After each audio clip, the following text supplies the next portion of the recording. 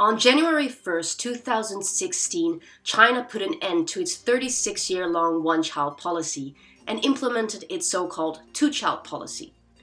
It has now been over a year, and many Chinese media and netizens are looking back at what has changed since the end of the one-child policy and how it has affected the situation of women in China. Chinese feminist web forum recently posted an article that argued that the one-child policy actually greatly benefited the role of women in China in three major ways. So let's have a look at three different slogans propagated by the Chinese government throughout the one-child policy and how they benefited the role of women. Number 1, male-female equality. Women can also carry the honor of the family line. This is a slogan that you could see propagated throughout China, on walls in rural areas or on posters in urban areas, wherever. And because the majority of families in China could now only have one child, the government strongly pushed this idea of male to female equality and that both girls and boys were equally important for the future of China. And this benefited the role of women in China because daughters got much greater parental investment. They got better education and they now became valued members of the Chinese family and of Chinese society at large. Number 2, later marriage, later childbirth. Another propagated slogan encouraged couples to get married later and have children later, meaning after the age of 25.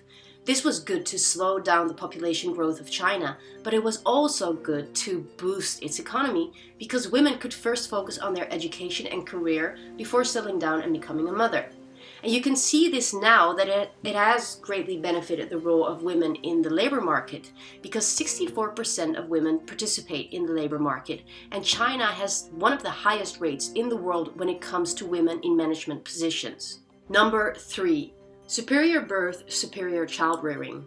This is another slogan propagated by the Chinese government focused on the idea that all the children born under the one-child policy should be of high quality in terms of health, upbringing, and education. And this benefited the role of women in China in multiple ways. Well, one of them being that because of the improved prenatal care, there were less maternity deaths. Another one being that it brought forth a whole generation of daughters who were well educated and who got the full attention of their parents and their grandparents. With the introduction of the two-child policy, many netizens now worry that it might negatively influence the role of women in China today, as young women are encouraged to have children.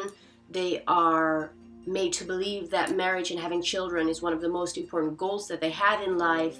Elder women who already have a baby now try to have a second one, and this is resulting in more maternity deaths in China. There's already been an increase of 30% in 2016 compared to 2015. And couples who only had one daughter will now also try to have a son, making the role of the son more important in China again. So this is what is worrying a lot of netizens. And although the two-child policy is wonderful news to many netizens, there are also those who say that it might not be as rose-colored as it seems. Read all about it in our last article, and see you next time at What's on Weibo.